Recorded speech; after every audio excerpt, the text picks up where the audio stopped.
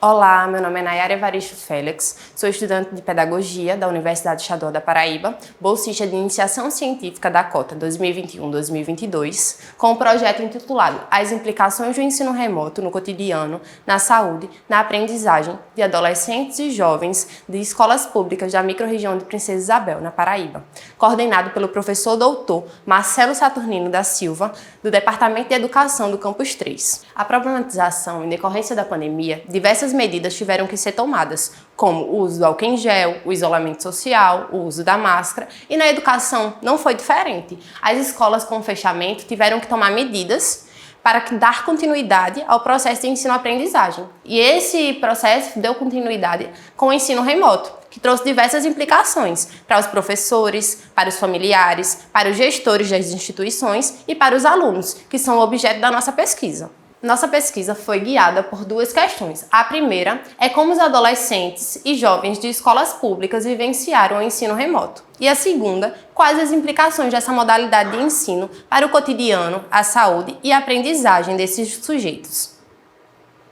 Nossa metodologia foi uma pesquisa de natureza quanto e qualitativa, com abordagem fenomenológica, e a coleta de dados aconteceu a partir de dois instrumentos: os questionários online pelo Google Forms e as rodas de conversa que aconteceram nas escolas. A nossa pesquisa aconteceu na microrregião de Princesa Isabel, no estado da Paraíba, e foram selecionados 4 municípios: Juru, Tavares, Princesa Isabel e São José de Princesa. Da pesquisa participaram 255 estudantes do 8º ano do fundamental ao 3º ano do ensino médio. E vale ressaltar que a pesquisa foi aprovada pelo Comitê de Ética da Universidade Estadual da Paraíba.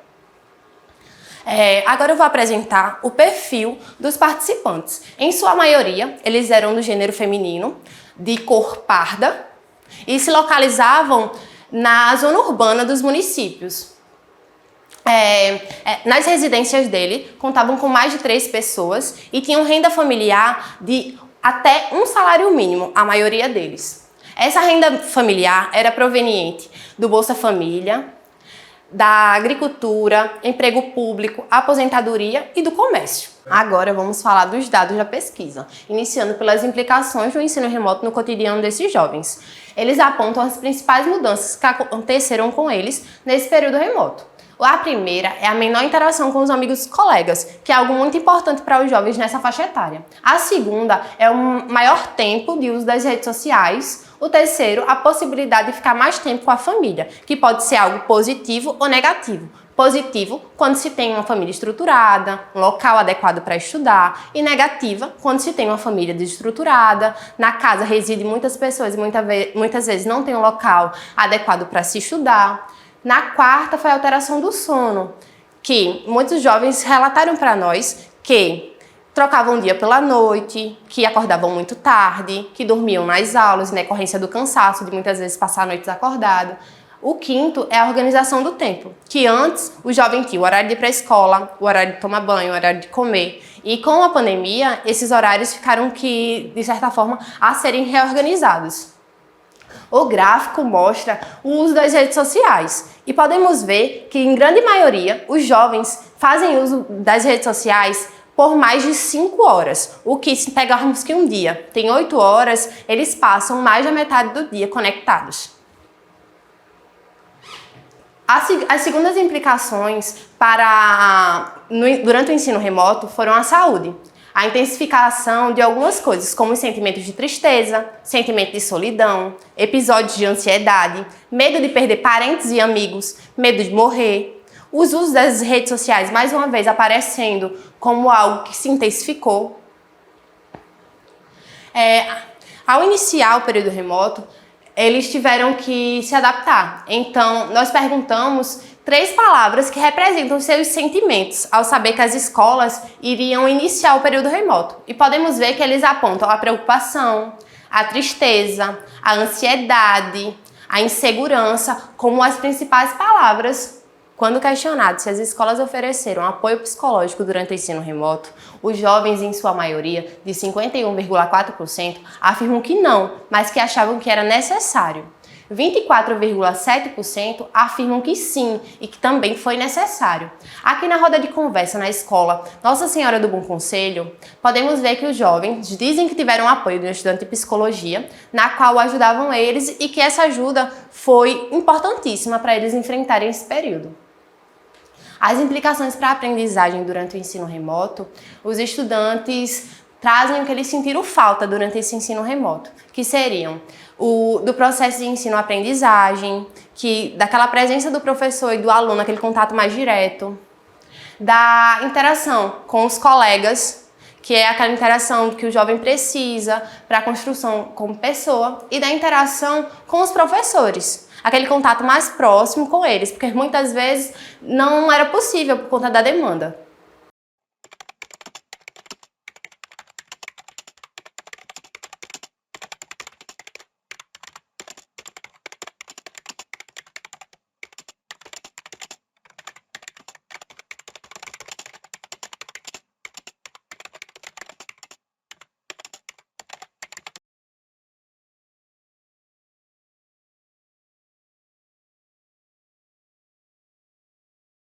Com relação à sua adaptação ao ensino remoto, quais foram as principais dificuldades? Foi o questionamento que nós trouxemos.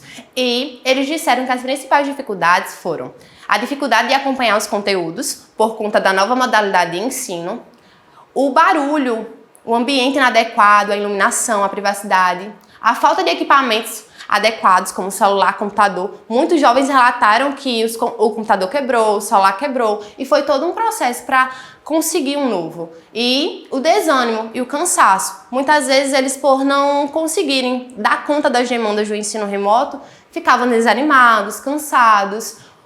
A falta de apoio familiar também foi algo que eles ressaltaram. E o acesso à internet, que foi uma reclamação constante, por conta de que as internets caíam e eles tinham essa dificuldade para acompanhar as aulas. A participação nas aulas, 38% afirma que tinha participação ativa durante as aulas. 26% afirmam que faltaram muitas vezes às aulas. 14% afirmam que utilizavam o momento da aula para ajudar os pais, para trabalhar e fazer entre outras coisas. 12% dormiam nas aulas. E 10% utilizavam o momento da aula para navegar nas redes sociais. Os estudantes, quando questionados sobre avaliação, sobre metodologia, sobre o contato professor e aluno, avaliavam de forma positiva. Porém, quando se falava no nível de aprendizagem deles durante o ensino remoto, podemos ver que as respostas concentram desse lado do gráfico, onde eles avaliam a aprendizagem de forma péssima, ruim ou regular. E apenas 7,1% apontam que a aprendizagem foi ótima. Então a gente vê um desnível nessa aprendizagem. Considerações finais. Os informantes reconhecem a necessidade do ensino remoto durante o período pandêmico e relatam que essa modalidade de ensino, aliada ao período de isolamento, acarretou prejuízos na aprendizagem e na saúde física e mental. Na saúde física, muitos estudantes, por ficarem expostos a telas, tiveram problema de visão, problemas na coluna e mental, porque muitos estudantes desenvolveram ansiedade, medo, angústia e diversos outros sentimentos. Eles chamam a atenção para a necessidade urgente de programas e projetos que possam amenizar os prejuízos na aprendizagem e na saúde. Para finalizar, agradecemos ao CNPq pela bolsa que possibilitou a execução da pesquisa, às secretarias de educação dos municípios paraibanos Juru, Princesa Isabel, São José de Princesa e Tavares, bem como a gerência da 11ª Região de Ensino do Estado da Paraíba e aos diretores das escolas participantes. Aos estudantes que gentilmente se dispuseram a responder os questionários e a participar das rodas de conversa, e também aos estudantes da Universidade Estadual da Paraíba que participaram da pesquisa na condição de voluntários.